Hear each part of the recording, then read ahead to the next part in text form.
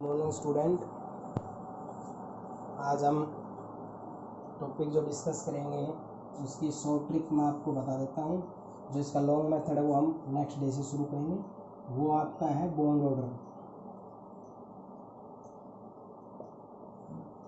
बीच में यूज हुआ था, वहाँ मैंने छोटा सा इसके ऊपर बताया था, लेकिन आज मैं इसको कम्प्लीटली बताऊँगा। जो बॉन्ड ऑर्डर होता है, कोई डेफिनेशन वगैरह से कोई मतलब नहीं है, मेरे को बॉन्ड ऑर्डर वगैरह निकालना है और इनसे रिलेटेड टर्म्स को समझाना है। बॉन्ड ऑर्डर एक्चुअल में क्या होता है, 1/2 ऑफ NB माइनस NA। यहाँ पर जो आपका NB होता है वो होता है बॉन्डिंग इलेक्ट्रॉन। NB किसको रिप्रेजेंट करेगा, बॉन्डिंग इलेक्ट्रॉन को। NA किसको रिप्रेजेंट करेगा, एंटी बॉन्डिंग इलेक्ट्रॉन को। ठीक है। अब बॉन्डिंग एंटी बॉन्डिंग ये थ्योरेटिकली है, फिलहाल मैं ट्रिक्स बता रहा हूँ, आपको ट्रिक्स पे ध्यान देना है। याद ऐसे रखना है, बॉन्डिंग इलेक्ट्रॉन्स को हम रिप्रेजेंट करेंगे विदाउट स्टार और एंटी बॉन्डिंग को करेंगे विद स्टार। जैसे हमारे पास सिग्मा और पाई थे, तो इस तरह से कॉन्फ़िगरेशन चलती है 1s sigma star 1s sigma 2s sigma star 2s sigma 2p z पाई 2p x पाई 2p y। इसके बाद जो आपके पास आता है ये जो s, ये स्टार, फिर ये s का, इस सिग्मा का स्टार। तो यहाँ पर दो, अभी ये कॉन्फ़िगरेशन लिखेंगे लेकिन अभी ये दो ही बताऊंगा। एक तो सिग्मा बॉन्ड जो एंड टू एंड से बनता है, ये बता चुके पहले। पाई जो साइड वाइज से बनता है। ठीक है, ये बॉन्ड को रिप्रेजेंट कर रहा है। 1 2 ये अपने ऑर्बिटल्स हैं। अब आता है सिग्मा और सिग्मा स्टार, या पाई आगे आ सकता है पाई स्टार। तो जो सिग्मा और पाई है ये रिप्रेजेंट करता है दोनों बॉन्डिंग को, जो बॉन्डिंग में हो रहा हो। और स्टार वाला इसको हम क्या बोलते हैं, एंटी बॉन्डिंग। अब ये कैसे समझ में आएगा, जो ये था इनको हमने वेव की फॉर्म में काउंट किया था भाई, किसमें, जो एमओ थ्योरी थी उसमें वेव की फॉर्म में बताया गया था। तो आपको अगर ये क्रस्ट और ये क्रस्ट ऊपर ऊपर वाला पार्ट जुड़ जाए तो ये रिजल्टिंग बढ़ जाता है। इसको तो कहते हैं सिग्मा या पाई, मीन्स बॉन्डिंग। और अगर ये इन द पोजीशन में ना जुड़े, इसका नेगेटिव इसका पॉजिटिव जुड़ जाए, तो ये क्या हो जाता है, कम हो जाता है। इसको क्या कहेंगे, एंटी बॉन्डिंग। ठीक है। तो कहने का मतलब सेम साइन के जुड़ेंगे तो बॉन्डिंग, अपोजिट साइन के होंगे तो एंटी बॉन्डिंग बनता है। इसके बारे में वीडियो बनेगी, क्योंकि 2 से 3 दिन के इसके ऊपर टॉपिक समझाना है। लेकिन मैं फिलहाल ये आपको ट्रिक से बताने जा रहा हूँ, तो ये टर्म यूज हो रही है तो इनको थोड़ा सा इंट्रोड्यूस कर रहा हूँ।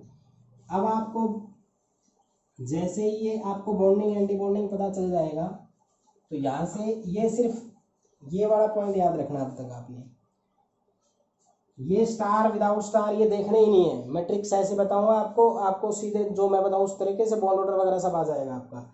ऐसा करने से आपके पास ये बातें आ सकती है। बॉन्ड ऑर्डर आपका 1 आ सकता है, 2 आ सकता है, 3। इसको कहेंगे सिंगल बॉन्ड, सिंगल में भी सिंगल कोवलेंट। ये हो जाएगा आपका डबल कोवलेंट, और ये आपका हो जाएगा ट्रिपल कोवलेंट। तो single covalent bond, double covalent, triple covalent. तो बॉन्ड ऑर्डर 3, 1 2 3 आए। तो इसके बाद अगर बॉन्ड ऑर्डर आपका है ये आ जाए 0, बॉन्ड ऑर्डर क्या आ जाए 0, तो मॉलिक्यूल्स डज नॉट एग्जिस्ट। ठीक है। और अगर बॉन्ड ऑर्डर आ जाए फ्रैक्शनल, तो होती है उसमें रेजोनेंस। 1 है बॉन्ड ऑर्डर तो सिंगल कोवलेंट बॉन्ड, 2 है तो डबल कोवलेंट, 3 है तो ट्रिपल कोवलेंट, 0 है तो मॉलिक्यूल एग्जिस्ट ही नहीं करता। ऐसा मॉलिक्यूल जिसका बॉन्ड ऑर्डर 0 हो, समझ लो जैसे मान लो H2 है, इसका 0 आएगा, इसका मतलब H2 एग्जिस्ट नहीं करता। जैसे He2 है ना, इसका 0 आएगा, तो He2 मॉलिक्यूल आपने कभी नहीं देखा होगा। तो अभी हम देख रहे हैं कि अगर बॉन्ड ऑर्डर आपका फ्रैक्शनल आए, फ्रैक्शनल मतलब 1.5 2.5 3.5, तो इस तरह से पॉइंट्स में अगर आ जाता है तो वो मॉलिक्यूल जो है वो आपका सिंगल डबल ट्रिपल एग्जिस्ट नहीं करेगा, बट उसके अंदर रेजोनेंस एग्जिस्ट करेगी। फिर हम आपको बताते हैं कि अगर ये 3 केस बनते हैं, बॉन्ड ऑर्डर अगर 1 2 3 हो, तो उसको हम स्टेबल कहते हैं। क्या कहते हैं, स्टेबल, जीरो और फ्रैक्शनल हो उसको क्या कहते हैं, अनस्टेबल कहते हैं। पहले तो बॉन्ड ऑर्डर के बारे में ये बातें आपको ध्यान रखनी है। सिंगल बॉन्ड का मतलब जिसका बॉन्ड ऑर्डर 1 होगा उसमें कोवलेंट बॉन्ड सिंगल होगा, डबल है तो डबल होगा और ट्रिपल है तो ये 3 होगी। अब ये बात मैं पहले क्लियर कर चुका हूँ, सिंगल है, डबल है और ट्रिपल है, सारे बातें अच्छे से ध्यान समझा करो। सिग्मा, सिग्मा और 1 पाई, सिग्मा और 2 पाई, तो ये बॉन्ड आपके चलते हैं। तो इसमें ये 1 सिग्मा 1 पाई है तो ये स्ट्रॉन्ग है, ये और भी ज्यादा स्ट्रॉन्ग है, तो याद रखना। अब एक ट्रिक और बताता हूँ, bond order directly proportional to stability के होता है, ये पॉइंट याद रखो।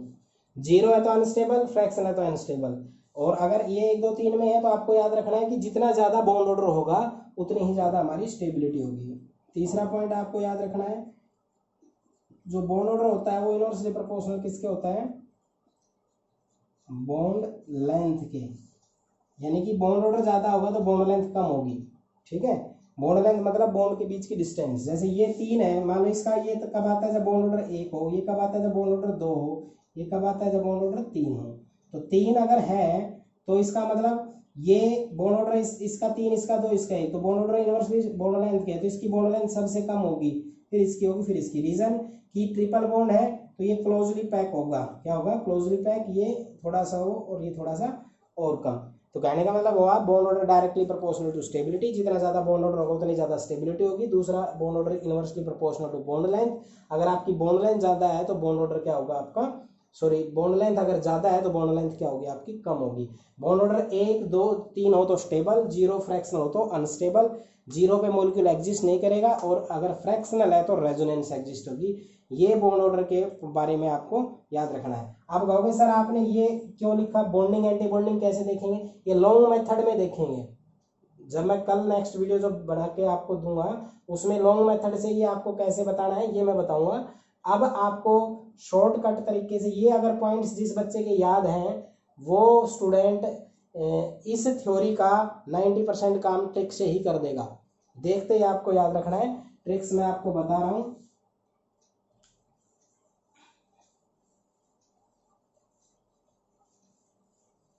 पीछे जब बॉन्ड लेंथ वगैरह के बारे में आया था, जब मैंने इस ट्रिक के बारे में थोड़ा सा फास्टली बताया था, कुछ प्रैक्टिस कम करवाई थी। अब एक्चुअल में ही हमारे पास जो टॉपिक शुरू होने वाला है वो एक्चुअल में ही बॉन्ड ऑर्डर है, जिसके ऊपर कम से कम 1 वीक क्लास चलेगी, मॉलिक्यूलर ऑर्बिटल थ्योरी, जैसे हाइब्रिडाइजेशन जितना टॉपिक लंबा है ये। तो आपको क्या याद रखना है, नंबर ऑफ इलेक्ट्रॉन्स याद रखने हैं। क्या याद रखना है, नंबर ऑफ इलेक्ट्रॉन, मैं निकालना बता दूंगा। आपको याद रखना है 14 पे याद रखना है, 14 सही बच्चों को याद रहेगा। इसका बॉन्ड ऑर्डर होता है 3, ऐसे याद कर लो, ट्रिक की ऐसे बना लो, इधर कर लेता हूँ मैं, इधर लिख देता हूँ बॉन्ड ऑर्डर।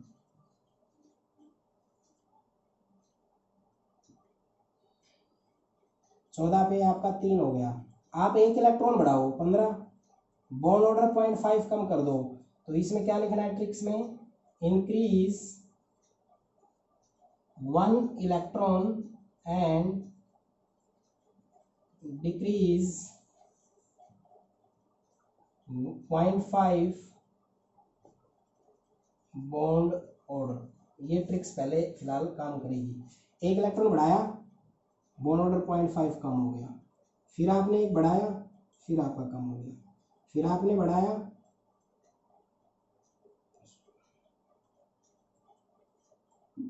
सोलह के बाद भी होता है 17, फिर आपने 1 बढ़ाया 1.5, फिर आपने 1 बढ़ाया, फिर आपने 1 बढ़ाया तो 0। इसके बाद 20 इलेक्ट्रॉन से ज्यादा के नहीं आएंगे, 13वां, 12वां, 11वां, 10वां, 10 किसका होता है, हीलियम और नियोन, तो नियोन का 10 होता है। तो यहाँ पर आप नियोन का देखते हो तो अपने पास ये 1 आ रहा है, लेकिन ये ट्रिक्स यहाँ जाने के बाद में ये ट्रिक्स अप्लाई नहीं होती। उसके बाद आपको जो रखना है, यहाँ तक आपको तैयार करना है। उसके बाद याद रखना है कि नोबल गैस अगर कोई भी आती है उसका बॉन्ड ऑर्डर कितना होगा, 0 होगा। हाइड्रोजन के केस में याद रखना है H2 का 1 होगा, H2 पॉजिटिव होता है तो 1 इलेक्ट्रॉन कम हो गया, 2 में से गया 1 तो ये 0.5 कम हो गया, H2 नेगेटिव 1 बढ़ गया तो फिर 0.5। यानी कि इसकी ट्रिक में ये याद रखना है कि हाइड्रोजन का आपका बॉन्ड ऑर्डर 1 होता है। हाइड्रोजन के इलेक्ट्रॉन ऐसे निकाले जाते हैं आपके, हाइड्रोजन 2 इलेक्ट्रॉन हो गए भाई, कैसे H+H, इसका 1 इलेक्ट्रॉन, इसका 1 इलेक्ट्रॉन, 1 और 1 2 इलेक्ट्रॉन में बॉन्ड ऑर्डर 1 होता है। H2 पॉजिटिव पे देखते हैं तो इसका 2 में से 1 कम हो गया, इलेक्ट्रॉन 1 कम हो गया तो ये 0.5 कम हो गया। H2 नेगेटिव में देखते हैं तो 1 बढ़ गया, 3 हो गए तो 2 से 1 बढ़ गया तो 0.5 कम हो गया। तो याद रखना इंक्रीज डिक्रीज से 0.5 बॉन्ड ऑर्डर क्या होता है, कम होता जाता है। आई बात समझ में। नियॉन का क्या होता है, 10 पे 0 होता है, बस ये बात आपको ध्यान रखनी है। नोबल गैस जो भी होती है जैसे He2, Ne2, इस तरह के जो मॉलिक्यूल है ये कभी एग्जिस्ट ही नहीं करते, क्योंकि इनका बॉन्ड ऑर्डर जो आता है वो कितना आता है, 0 आता है बॉन्ड ऑर्डर। ठीक है, तो इस तरह से आप इस ट्रिक को आप अच्छे से तैयार करोगे। बॉन्ड ऑर्डर जो है इसमें इसको ध्यान रखोगे, पीछे वाले देखना नहीं है आपने, पीछे में H2 आएगा और He2 आएगा, Ne2 आएगा, बाकी ये वाले आते हैं, इनको निकालना मैं आपको अभी कुछ क्वेश्चन से बता देता हूँ। ये ट्रिक्स अच्छे से तैयार कर लेना। और इसके बाद मैं एग्जाम्पल ले लेके बताता हूँ आपको। जैसे आपके पास है नाइट्रोजन का बॉन्ड ऑर्डर निकालना है, तो आपको कुछ नहीं करना, इनके इलेक्ट्रॉन जोड़ दो, 7 + 7 कितने, 14 है तो bond order 3। O2 8 + 8 16, bond order 2। 14 से याद रखो, ट्रिक बना लो खुद। O2 पॉजिटिव का निकालना है मान लो, तो इसका इलेक्ट्रॉन जोड़ो, 8 + 8 - 1 कितने हो गए, 15। 15 पे बॉन्ड ऑर्डर कितना है, 5, यानी कि 14 से एक बड़ा इलेक्ट्रॉन और बॉन्ड ऑर्डर 0.5 कम हो गया, तो इसका बॉन्ड ऑर्डर 2.5। आपका आता है Ne2 नियॉन, इलेक्ट्रॉन कितने, 20 पे बॉन्ड ऑर्डर कितना होता है, 0। ये पॉइंट्स याद रखना है, मेनली तो आपको नीचे बढ़ाना आना चाहिए। ठीक है, C2 का निकालना है 12, बॉन्ड ऑर्डर कितना आएगा, 12 पे 2। ठीक है, आपके कौन कौन से पूछे जाएंगे पेपर में, पेपर में आमतौर पे ये पूछे जाते हैं, इनके सब के आपको कैलकुलेट भी करने हैं। First H2 positive, H2 negative, दूसरा He2, तीसरा Ne2, चौथा इसमें C2 और लिख दो, Li2 लिख दो, चलो रहने दो इसको। N2 positive, N2 negative, O2 positive, O2 negative, O2 2 negative भी लिख लो। इसके बाद F2 पॉजिटिव, F2 नेगेटिव, इसके बाद लिख लो Ne2। अब पेपर में क्वेश्चंस जो हैं वो अकेले बॉन्ड ऑर्डर नहीं पूछे जाएंगे, फाइंड द बॉन्ड ऑर्डर, देखो कैसे कैसे क्वेश्चंस पूछे जाते हैं। Objective number 1, whose bond order is 2.5, इनमें से किसका बॉन्ड ऑर्डर 2.5 होगा, तो ऑप्शन दे दिया A N2, B O2, C N2 positive और D जो है वो आपका लिख देता हूँ मैं Ne2। तो आपको क्या करना है, 14 electron, 16 electron, 15 electron, 20 electron, point पे आ जाओ। 14 होता है 3, 14 से 15 1 बढ़ा, 2 बढ़ा, 2 बढ़ा तो 2 1 कम हो गया, इस 14 से 15 1 तो 2.5 और इसमें 0, क्योंकि इसका 2.5 है। एक क्वेश्चन तो इस तरह से आएगा। ठीक है, अभी इनमें से या फिर ये कह देगा right the bond order of N2 positive, मतलब बॉन्ड ऑर्डर सीधा पूछना आता है, एक टाइप का ऑब्जेक्टिव। दूसरा आता है which molecule is more stable, इनमें से मोर स्टेबल कौन सा होगा, दूसरा टाइप। तो ए ऑप्शन मान लो B, C और D, 4 ऑप्शन आपको दिए जाएंगे, सबसे ज़्यादा स्टेबल कौन सा होगा, तो ये दे दिया N2 पॉजिटिव, N2 नेगेटिव और 2। तो आपको इलेक्ट्रॉन निकालने हैं 14, एक घट गया 13, ये गया 15 और ये हो गया 16। बॉन्ड ऑर्डर पे आ जाओ, 4 होता है तो 3, 4 से 1 बढ़ गया 15, तो आधा बॉन्ड ऑर्डर कम हो गया 2.5, 16 2 और ये 1 कम हो गया 2.5। स्टेबिलिटी कैसे चेक करते हैं? Bond order directly proportional to stability. अगर स्टेबिलिटी बॉन्ड ऑर्डर ज़्यादा है तो स्टेबल ज़्यादा होगा, तो इनमें तीनों में चारों में चेक करो बॉन्ड ऑर्डर सबसे ज़्यादा किसका है? इसका है, तो सबसे ज़्यादा स्टेबल मॉलिक्यूल यही होगा। ठीक है, एक आता है बॉन्ड ऑर्डर पूछना, दूसरा आता है स्टेबिलिटी पूछना। तीसरा जो क्वेश्चन आता है बॉन्ड लेंथ पूछना आएगा। क्या आएगा? बॉन्ड लेंथ, कि इनमें से किसकी बॉन्ड लेंथ हाई है, सबसे ज़्यादा बॉन्ड ऑर्डर है, मतलब बॉन्ड लेंथ सबसे लार्ज है। तो उसमें ऑप्शन 1 2 3 4 आपको दिया जाएगा। तो उसमें आपका क्या हो जाएगा? ये आपका है, मान लो O2 N2 O2 positive O2 negative, ये दे दिया। इसका 16, इसका 14, इसका 15 और इसका 17। इलेक्ट्रॉन्स निकाल लो, एटॉमिक नंबर जोड़ना है, प्लस है तो माइनस करना है, माइनस है तो प्लस करना है। 14 पे एक बॉन्ड ऑर्डर 3 होता है, 15 पे बॉन्ड ऑर्डर कितना होता है? एक बढ़ गया तो 0.5 बॉन्ड ऑर्डर कम, 16 पे 2 और 17 पे 1.5। ये बॉन्ड लेंथ क्या होता है? Bond order inversely proportional to bond length, यानी कि बॉन्ड ऑर्डर जिसका ज़्यादा होगा उसकी बॉन्ड लेंथ सबसे कम होगी। तो सबसे कम बॉन्ड लेंथ तो इसकी होगी। ठीक है, लार्ज में पूछा है सबसे कम किसका है? इसका, तो इसकी बॉन्ड लेंथ क्या होगी? सबसे कम।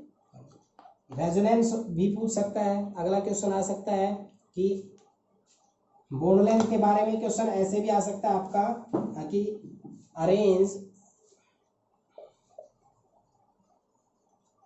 In increasing order. जैसे O2 पॉजिटिव O2 नेगेटिव, इनका अरेंज करना है। तो 16, ये 15 और ये 17। तो इसका बॉन्ड ऑर्डर 2, इसका एक कम होगा 0.5, इसका भी 0.5। तो अरे इंक्रीजिंग में बॉन्ड लिखना है तो O2 सबसे ज़्यादा और O2 पॉजिटिव और O2 नेगेटिव इक्वल। ठीक है, ये इंक्रीजिंग में आ गया। अगला जो ऑब्जेक्टिव है वो आपका पूछा जा सकता है कि which molecule does not exist, तो वो एग्जिस्ट नहीं करेगा जिसका बॉन्ड ऑर्डर कितना हो? 0। तो ऑप्शन मान लो A B C D ये दिया है। N2 positive O2 positive Ne2 F2 ये दिया है। इसका 18, इसका 20, इसका 15 और इसका 13। तो इसका बॉन्ड ऑर्डर कितना होगा? 2.5, इसका कितना हो गया? 1.5, इसका कितना हो गया? 0 और इसका कितना हो गया? 1। बॉन्ड ऑर्डर 0 इसका आ रहा है तो ये मॉलिक्यूल एग्जिस्ट नहीं करेगा। ठीक है, एक इसके अंदर आ सकता है विच मॉलिक्यूल शो रेजोनेंस, इनमें से रेजोनेंस कौन दिखाएगा? रेजोनेंस, तो रेजोनेंस कौन शो करेगा? तो option A B C D मिलेंगे। उसके अंदर आपको है, जैसे आपका दे दिया है N2 positive O2 F2 Ne2, इसका 20 इलेक्ट्रॉन, इसके 18 इलेक्ट्रॉन, इसके 16 इलेक्ट्रॉन, 14 में से गया 13 इलेक्ट्रॉन। अब इसका बॉन्ड ऑर्डर कितना होगा भाई? 14, एक कम हो गया तो 2.5, 2 कम हो गए 2, इसका 1, इसका 0। तो डेसिमल में किसका आ रहा है? इसका, जिसका बॉन्ड ऑर्डर किस में आ रहा हो? पॉइंट्स में आ रहा हो, मीन्स एक प्रकार से डेसिमल नंबर में आ रहा हो, या ये कह सकते हैं फ्रैक्शनल पार्ट में आ रहा हो, तो वो क्या होगा? आपका रेजोनेंस शो करेगा। तो रेजोनेंस ये शो करेगा।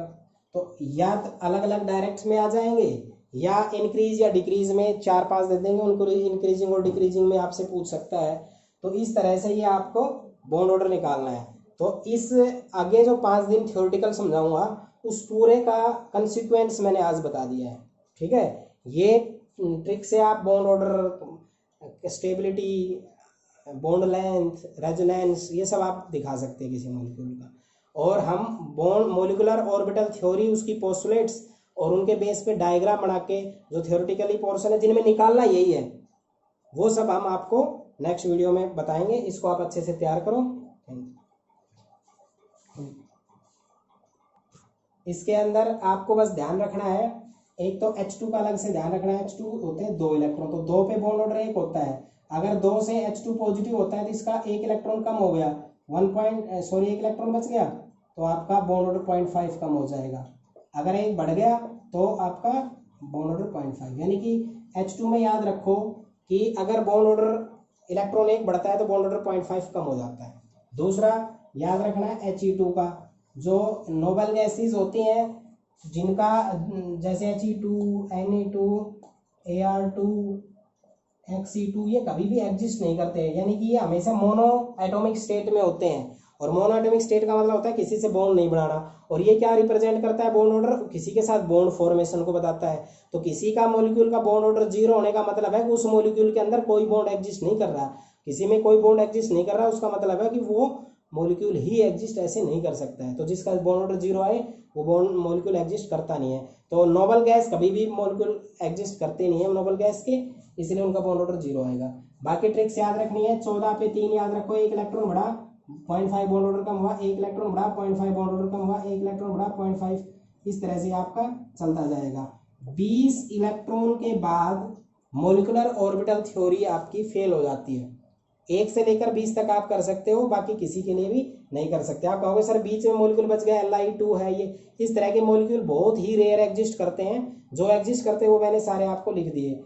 तो 3, 4, 7, 10, 3, 13, 3, 16, 17 और हीलियम वगैरह के पॉजिटिव नेगेटिव ग्रुप, तो ये 20 से करीब मॉलिक्यूल है। इनका बॉन्ड ऑर्डर और स्टेबिलिटी वगैरह आप चेक आसानी से कर सकते हैं।